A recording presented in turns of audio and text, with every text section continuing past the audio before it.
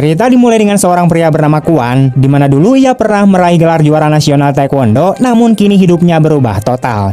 Ia tidak bekerja dan hari-harinya hanya dihabiskan di sebuah warnet untuk bermain game online. Dalam permainan itu, ia menggunakan karakter bernama Kapten dan memimpin sebuah tim bernama Resurrection. Kapten selalu berusaha melindungi rekan-rekannya, bahkan jika harus mengorbankan dirinya sendiri.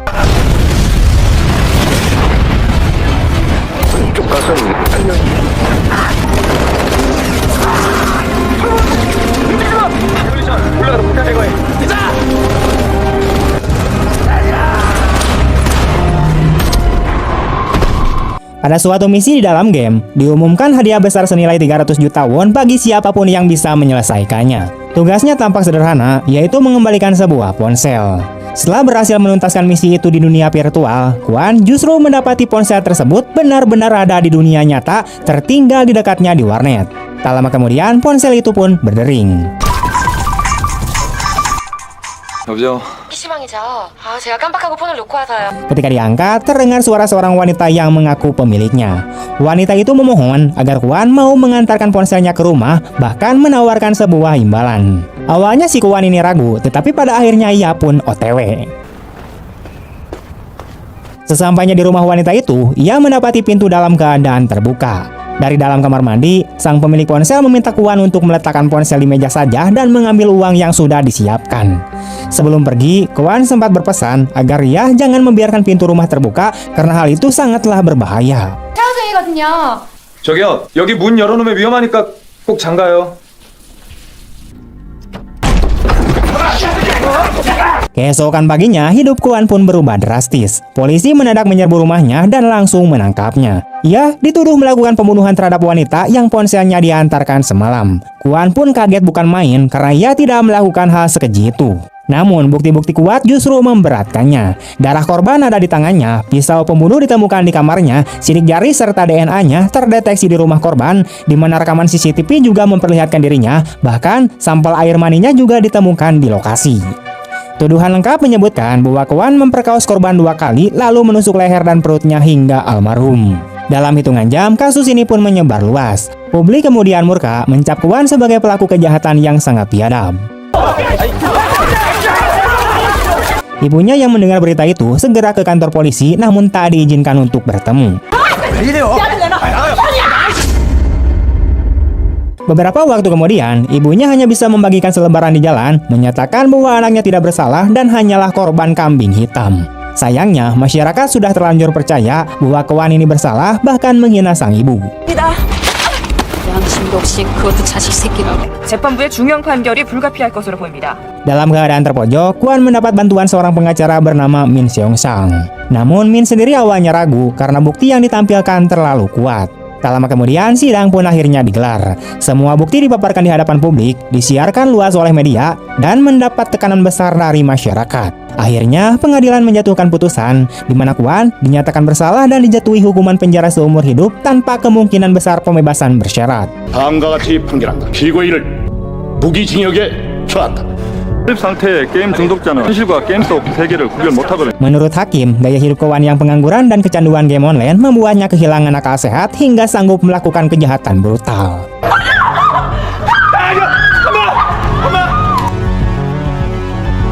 Malam itu juga, Kwan dipindahkan ke penjara dengan keamanan yang sangat tinggi. Ia tampak seperti orang polos yang terjebak di tengah para kriminal berbahaya. Suatu hari, pemimpin geng bernama Ma Duk-sok memperhatikannya.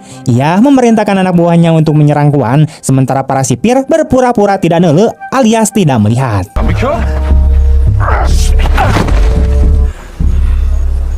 너 이걸로 들었지 이거? 나 아니야. 있어. 저런 저기. 이 새끼는 끝까지 잡아야 돼. 끝까지 잡아. Kwan sempat membalas satu pukulan, tetapi justru membuat Ma makin murka. Ia dikeroyok hingga babak belur.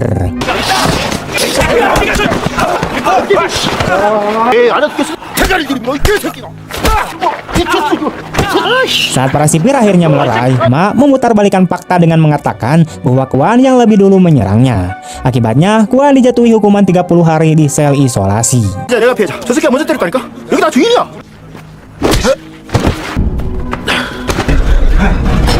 Setelah keluar dari sel isolasi, Kuan kembali menjadi sasaran. Kali ini ia dipukuli dengan brutal, lalu disuntikan cairan aneh yang membuatnya berperilaku seperti ODGJ.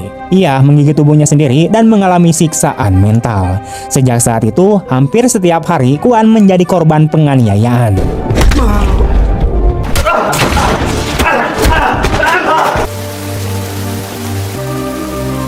Beberapa waktu kemudian, ibunya bersama pengacara Min datang untuk menjenguk. Sang ibu terkejut melihat kondisi anaknya yang penuh luka-luka. Ia yakin sepenuhnya bahwa Kuan tidak bersalah. Dengan air mata, ia meminta Kuan untuk bertahan dan berjanji akan membebaskannya suatu hari nanti. Ia tidak ingin anaknya dicap sebagai pemerkaos karena Kuan tidak pernah melakukan perbuatan itu. Ucapan ibunya itu memberi Kuan semangat baru untuk tetap kuat di dalam penjara neraka. Namun kenyataan di penjara tetap kejam, di mana ia terus dipukuli oleh Mak dan kelompoknya. Hingga suatu hari di ruang makan, seorang narapidana memberinya salep untuk luka-luka. 그거 찧어서 상처해발라. Narapidana itu percaya bahwa Kuan tidak bersalah, bahkan menduga Mak tahu sesuatu soal kasus ini. Sejak saat itu, Kuan mulai bertekad untuk melawan. Ia tidak mau terus jadi sasaran empuk. Suatu ketika, saat anak buah Ma hendak menyerangnya lagi, Kuan sudah bersiap. Dengan senjata sederhana dari pulpen dan kertas, ia melawan balik. Satu persatu anak buah Ma pun berhasil ia lumpuhkan, hingga akhirnya ia juga berhasil menjatuhkan Ma sendiri.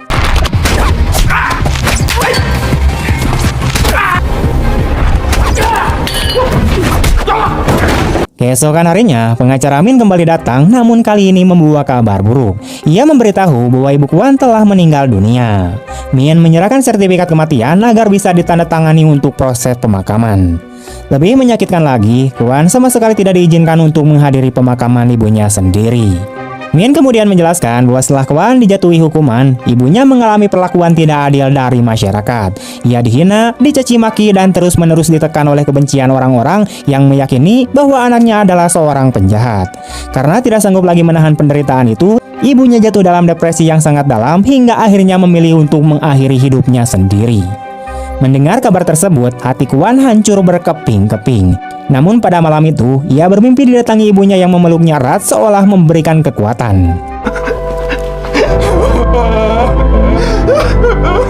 Keesokan harinya, ia teringat pesan ibunya yang mengatakan bahwa ia tidak ingin memiliki anak yang dikenal sebagai pemerkaos. Kata-kata itu membuat Kuan bertekad untuk membuktikan bahwa dirinya memang tidak bersalah. Dengan penuh kemarahan dan keberanian, ia kembali lagi menyerang Ma.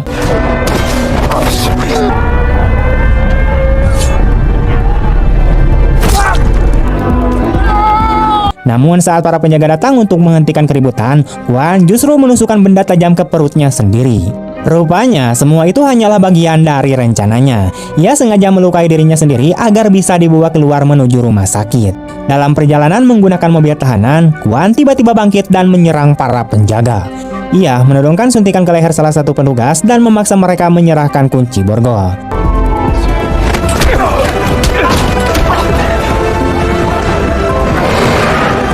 Penjaga itu menurut, namun tiba-tiba terjadi kecelakaan yang membuat kendaraan terguling dan semua orang di dalamnya pun terluka.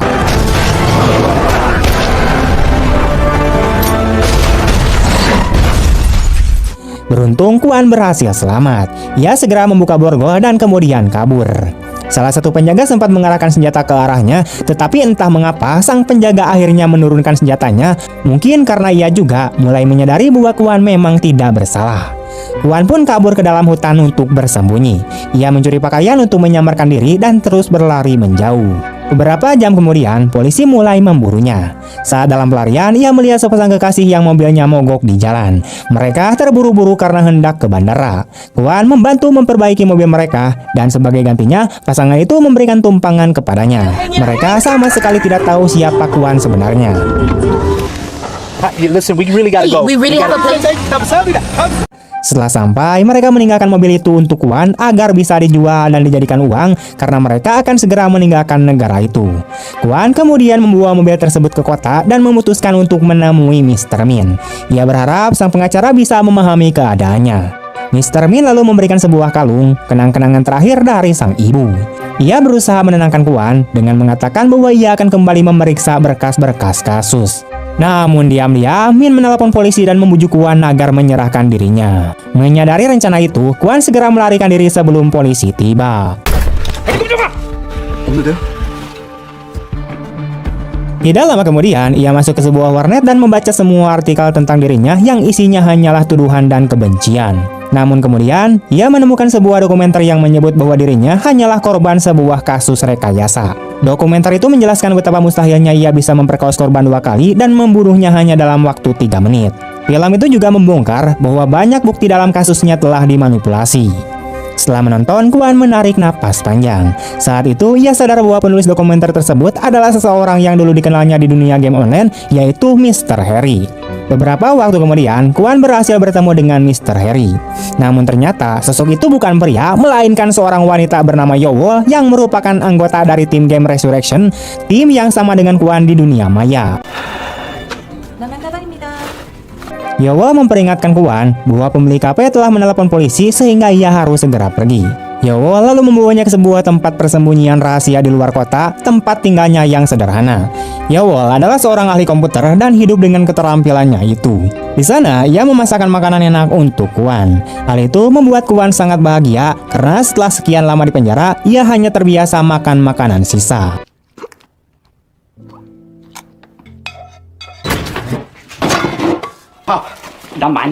맛있겠다. Tidak lama kemudian, anggota lain dari tim Resurrection ikut datang ke tempat itu.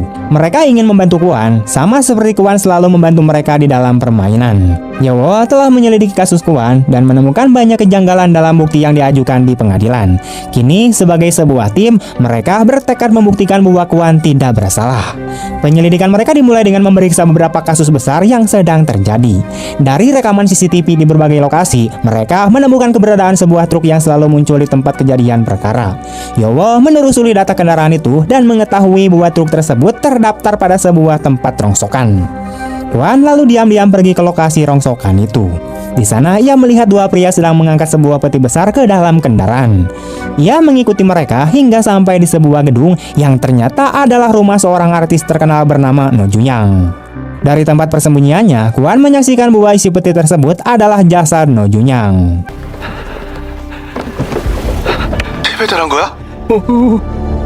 Tidak lama kemudian, sejumlah agen khusus datang dan mulai menanamkan bukti-bukti palsu di lokasi kejadian, seperti sidik jari dan rambut yang dibuat seolah-olah milik orang lain. Saat itulah terungkap bahwa dalang dari operasi kotor ini tidak lain adalah pengacara Kwon sendiri, yaitu Mr. Min.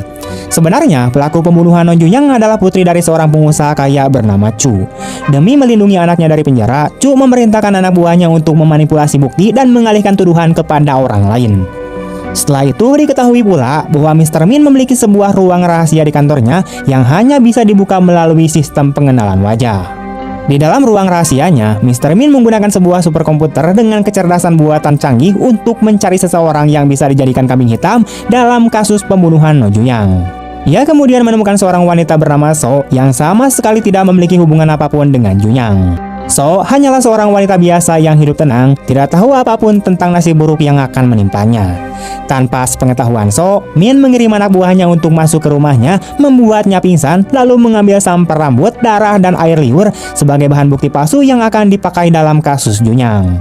Sementara itu, Kwon sempat memotret bagian tubuh Junyoung yang terdapat sidik jari palsu hasil rekayasa anak buah Min. Ia menyerahkan foto itu kepada Yeowol agar dipindahi dan diteliti. Tidak lama kemudian, Yeowol berhasil memastikan bahwa sidik jari itu ternyata milik So. Setelah mengetahui kebenaran itu, mereka langsung menghubungi So dan menyuruhnya datang ke rumah Junyoung. Dengan kemampuan hacking miliknya, Yeowol menyadap telepon So dan mendengar seluruh percakapan. Saat itu, Kwon juga menyadari bahwa suara di telepon adalah suara yang sama dengan orang yang meneleponnya pada hari ia difitnah melakukan kejahatan. 유인할 때는 같은 수법이야. 이 여자만 잡으면 돼. 여보세요? Kwon pun buru-buru pergi untuk menghadapi wanita yang ia dengar dari telepon. Ia sempat mencoba menculiknya, tetapi pada detik terakhir, 노출됐다. 당분간 좀 쉬어. Kwon berusaha mengejar, namun kendaraannya tiba-tiba rusak di tengah jalan.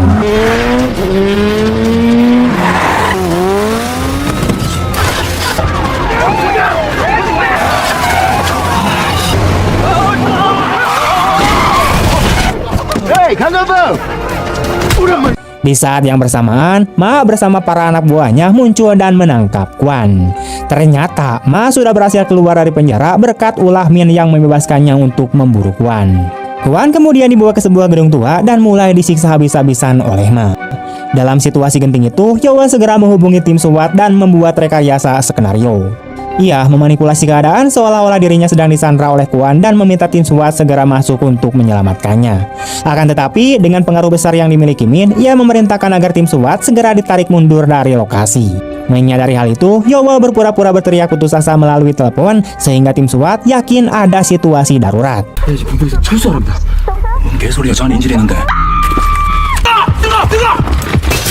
Tanpa ragu, mereka akhirnya menyerbu gudang tersebut. Berkat siasat cerdas Yowo, Kwan berhasil lolos dari cengkeraman Ma. Namun pada saat yang sama, tim SWAT menyadari bahwa mereka telah ditipu oleh Yowo.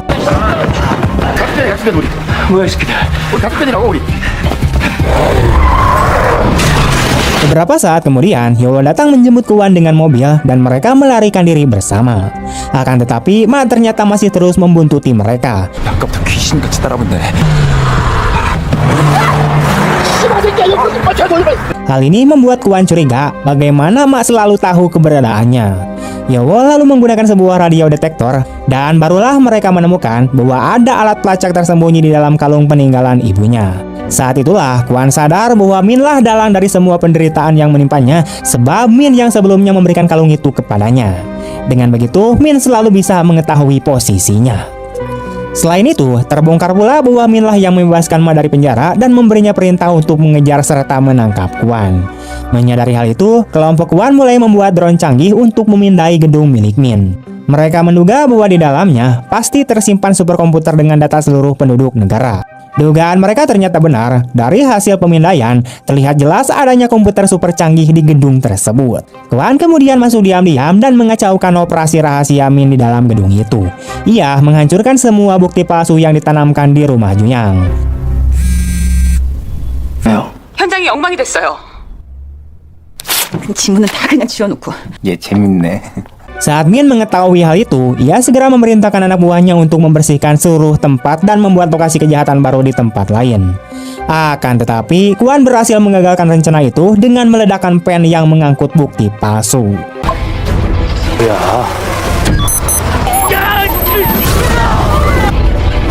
Setelah itu, terungkap bahwa putri Mr. Chu, yaitu orang kaya yang sebenarnya membunuh No Juyang, sedang bersembunyi di sebuah rumah sakit dengan menyamar sebagai pasien. Ia lalu menelepon ayahnya untuk meminta segera dikeluarkan dari tempat itu. Mendengar permintaan itu, Mr. Chu menekankan Min agar mempercepat proses rekayasa kasus agar putrinya segera aman. Min kemudian mulai membuat skenario kejahatan baru di lokasi lain. Namun tanpa disangka, Kwan berhasil mendengar percakapan rahasia mereka dan menyusun rencana licik. Ia menyamar sebagai anak buah Min dan justru membawa putri Mr. Chu langsung ke tempat di mana jasad No Juyang dipindahkan. Akhirnya, putri Mr. Chu sendiri yang ditangkap polisi dengan tuduhan pembunuhan. Berita penangkapan itu pun dengan cepat menyebar ke seluruh negeri, menjadikan rencana Min berantakan. 감을자다가 경찰에 검거됐습니다. 현재 Tidak lama kemudian, Kwan menelepon Min dan menegaskan bahwa ia akan membongkar semua operasi kotornya ke seluruh dunia. Namun, Min yang jelas-jelas seorang psikopat tidak gentar sedikit pun.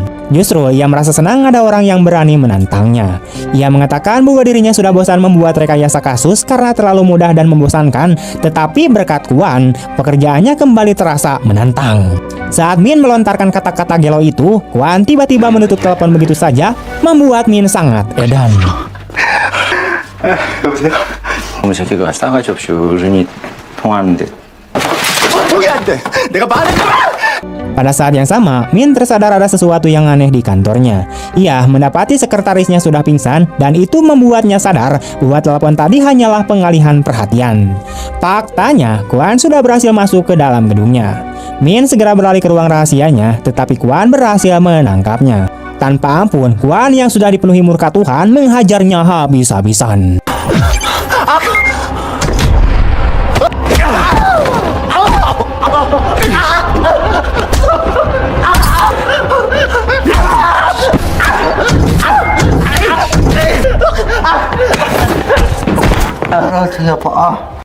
Pertarungan mereka berlanjut hingga ke ruangan superkomputer milik Min. Saat berhasil mengakses komputer itu, Kwon melihat rekaman mengerikan yang menunjukkan bagaimana sidik jari dan DNA-nya diambil ketika ia sedang tidur, juga rekaman ibunya yang terus-menerus berjuang sendirian demi kebebasannya. Saat itulah Min mengaku sebuah kebenaran mengejutkan. Dengan dingin, ia mengatakan bahwa ibunya Kwon bukan mengakhiri hidupnya sendiri, melainkan dirinya lah yang membunuh wanita itu. Alasannya karena ibunya selalu berunjuk rasa, mengganggu, dan berhasil membangkitkan simpati dari masyarakat. Mendengar pengakuan itu, Kwon dipenuhi amarah luar biasa. Ia menghajar Min tanpa henti hingga setengah koin. 이제 늦었지만 나 사과할게.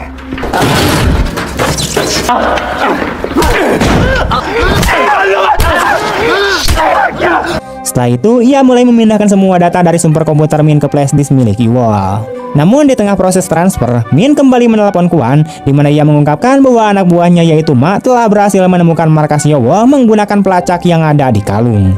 Semua teman Kwon sudah disandra, dan jika dalam 30 detik Kwon tidak datang, mereka semua akan dibantai. Kwon tidak punya waktu untuk menunggu data selesai ditransfer, sehingga ia terpaksa segera berangkat menyelamatkan timnya. 어쨌거나 시간 다 됐어. 죽이고 내 팀원들 다 구할 거야. 15분 안에 전화 안 하면 맛없어. 걔네 다 죽여버려라 그랬나.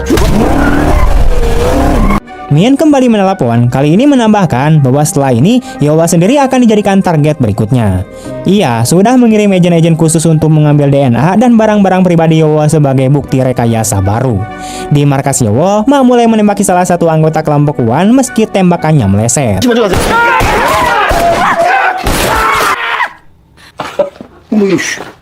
Tiba-tiba listrik padam, dan pada saat itu Kwon datang tepat waktu. Dengan kemampuan bertarungnya, ia berhasil mengalahkan semua anak buah Ma. Setelah itu, ia bersama Yowol dan anggota tim lainnya melarikan diri menuju sebuah stasiun televisi. Dalam perjalanan, mereka terus dikejar oleh anak buah Ma, Min, dan bahkan polisi. Namun, mereka berhasil lolos dan sampai ke stasiun televisi.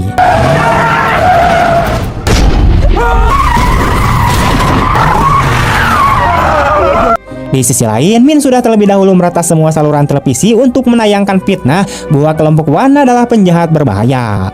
Meski begitu, setibanya di stasiun, tim Kwon segera bertindak. Mereka mengalihkan perhatian petugas dan polisi, sementara Yowol memanfaatkan sistem komputer pusat untuk menyiarkan kebenaran. Namun naas, polisi berhasil menangkap semua anggota tim kecuali Yowol.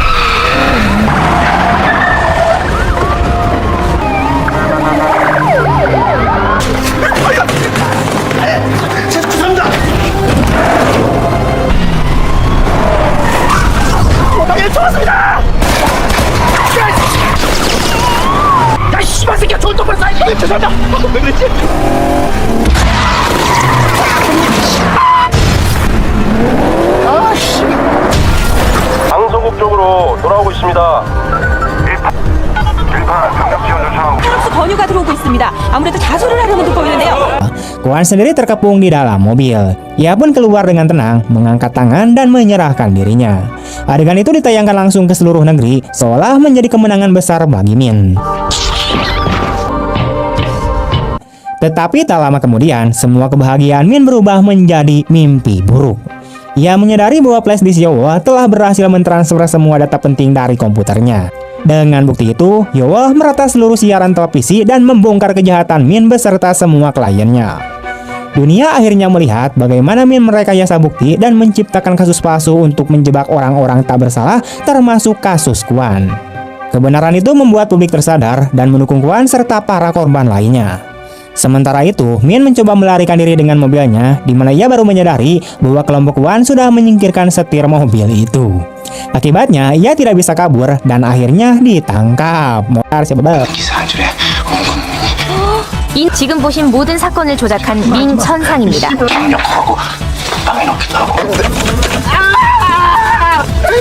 Meski demikian, terungkap bahwa masih ada mafia besar di balik semua ini yang belum tersentuh. Kwon dan timnya pun akhirnya dibebaskan dengan hormat tanpa satupun tuduhan tersisa. Sementara itu, di dalam penjara, Min dan Ma kembali bertemu. Ma yang dipenuhi amarah karena mendapatkan hukuman penjara seumur hidup akibat terlibat dalam kasus Min langsung menyerangnya. Dengan begitu, Min akan terus menjadi target penganiayaan para gangster di dalam penjara. Dengan begitu, film pun tamat. Film ini memberikan pelajaran berharga bahwa dalam dunia nyata, kebenaran bisa dengan mudah dimanipulasi oleh mereka yang memiliki kekuasaan dan teknologi. Fitnah, rekayasa bukti, dan permainan licik dapat menghancurkan hidup seseorang yang sebenarnya tidak bersalah. Namun, perjuangan Kwon bersama rekan-rekannya menunjukkan bahwa keadilan hanya bisa ditegakkan jika ada keberanian untuk melawan kebohongan, sekalipun resiko yang dihadapi begitu besar. Kita diajak untuk memahami bahwa kebenaran tidak boleh dikubur oleh kepalsuan, dan setiap orang memiliki tanggung jawab untuk membela yang benar meskipun dunia tampak berbalik arah. Pada akhirnya, kebenaran akan selalu menemukan jalannya. Oke teman-teman, sekian dulu untuk video hari ini. Bagaimana tanggapan kalian tentang film ini? Dan terima kasih telah menonton sampai akhir. Jika kalian suka dengan video ini, jangan lupa untuk like, komen, share kemanapun kalian suka. Dan mohon maaf jika masih banyak kurangnya. Sampai jumpa di video-video selanjutnya. Bye!